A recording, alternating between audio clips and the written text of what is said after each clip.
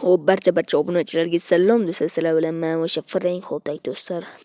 Bugungi video roligimiz emas, xullas bugungi videomi balkim shortsmi, xullas o'zim bilmayman. Xo'p, o'sha videomizda o'zim haqida gapirib o'tmoqchiman. Xo'p, do'stlar, men YouTube'dan ketdim, bilasizlar, balkim bilmaysizlar. Xullas, men YouTube'ga qaytdim, lekin yana orada yo'qib qolishim mumkin, chunki YouTube'ga qiziqishim o'ldi. YouTube'ga qiziqishim qolmadi. Chotki serial ssenariyim bor edi, video yuklamay. Kanalim Bambo buni zo'rg'a sotib, u shorts yuklab, u ham uzun video yuklanmayapti.